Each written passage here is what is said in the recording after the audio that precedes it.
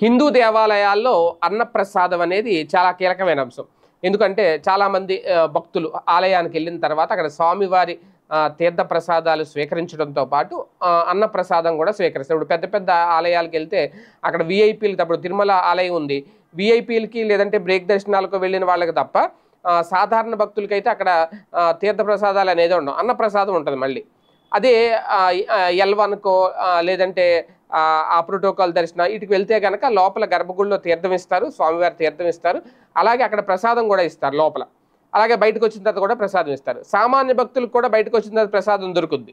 అక్కడ పెడతారు, చిన్న లడ్డు కానీ దద్దోజనం కానీ పులిహార కానీ పెడతారు, కానీ తీర్థం ఉండదు.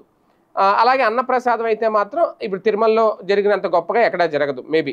అలాగని చెప్పి చాలా అన్నవరంలో కూడా అన్నప్రసాదం చాలా అద్భుతంగా ఉంటుంది, అన్ని చోట్ల బాగుంటుంది, బాగా చేస్తారు, నిర్వహిస్తారు. అయితే ఇప్పుడు తాజాగా మరొక 15 ఆలయాల్లో ఇప్పుడు అన్నప్రసాదం ఏర్పాటుకైతే ప్రభుత్వం సిద్ధమవుతోంది. ప్రధానంగా రాష్ట్రంలో 7 ప్రధాన ఆలయాలైన అంటే శ్రీశైలం, శ్రీకాళహస్తి, కాణిపాకం, అలాగే విజయవాడ దుర్గమ్మ, అలాగే ద్వారకా, తిరుమల, అన్నవరం, సింహాచలం ఇక్కడ మాత్రమే భక్తులందరికీ ఇప్పుడు నిత్య అన్నదాన ప్రసాదం అనేది అమలు జరుగుతుంది.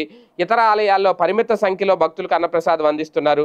రాబోయే రోజుల్లో ఇక్కడ కీలకమైన అంశం ప్రధానంగా 15 ముఖ్య ఆలయాల్లో అన్నప్రసాదం అమలు చేయాలి అనేది, తిరుమల వెంగమాంబ అన్నప్రసాదం తరహాలో ప్రమాణాలు పాటించాలి అనేది, రుచి, నాణ్యత, శుభ్రత ఉండేలా కూడా చూడాలి అనేది, ఆయా ఆలయాల ఆ ప్రసాదాల విశిష్టత కొనసాగేలా చూడాలి, నాణ్యత పరీక్షలను ఎప్పటికప్పుడు నిర్వహించండి అంటూ ముఖ్యమంత్రి చంద్రబాబు నాయుడు గారు సూచించారు. ఏదైనా ఈ నిర్ణయం తీసుకోవడం అయితే చాలా కీలకమైన అంశం.